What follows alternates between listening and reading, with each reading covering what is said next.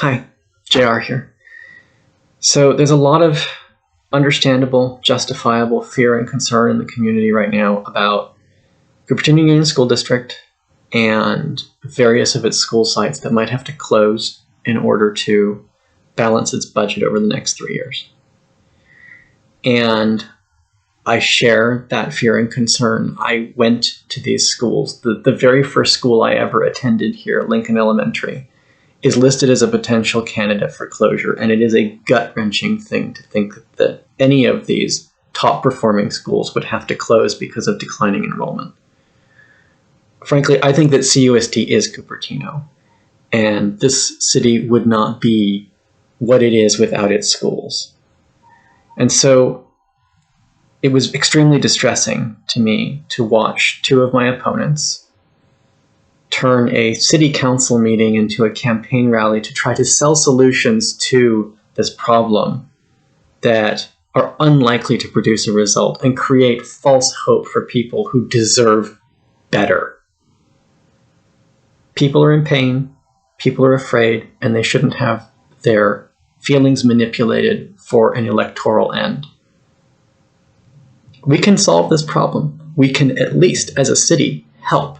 And there are real ways we can do it. First, we need to stop sabotaging the district. We did that, unfortunately, with the Falco-specific plan. This council threw away a plan that would have provided millions upon millions of dollars in direct aid to CUSD. We should not be doing that.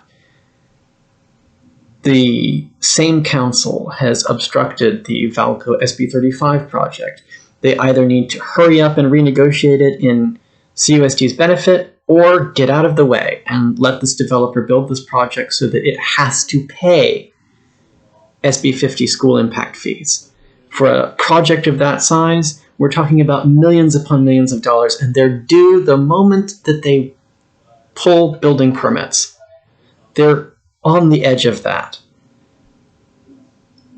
There are real solutions there. In the alternative, to help CUSD get by in the meanwhile, we have a fantastic deal with CUSD that we've had for decades at this point, a joint use agreement for the use of playgrounds and green space as parkland. We could renegotiate it. It's a legal way of giving CUSD direct aid, help it float part of its budget so that it can get past this impasse, buy it more time to figure out additional solutions to this problem. If it comes to the point of needing to pass a new parcel tax of whatever form, council members can help lead that effort. Council members were suspiciously absent from Measure O. We should be caring more about CUSD.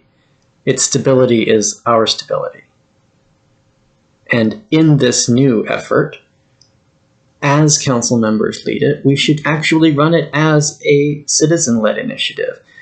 Take advantage of changes in the law that have made it easier to pass parcel taxes at a lower threshold because they are citizen-led initiatives as opposed to ones put on the ballot by the board.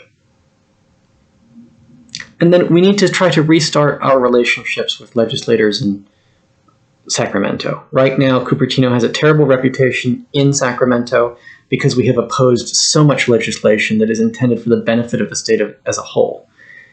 We can change that relationship. If we change that relationship by changing who's on council, then we have the leverage to get additional funding in the long term for schools. That's important. And then finally, as we plan our next regional housing needs allocation sites, we can make sure that in the future, we are planning for homes that are more affordable so that we do not run into this type of declining enrollment spiral. As these projects get built, they will increase the tax base of this city, and we will be able to slowly, progressively push CUSD into being a basic aid district and solve once and for all its problems. As each project is negotiated, provided that we're able to keep it in a discretionary process, we can get additional community benefits that will allow us to help it to get there and float its budget from one point to the other. There are real solutions out there. And you shouldn't let your feelings be taken advantage of by people who are just trying to get elected. Thank you.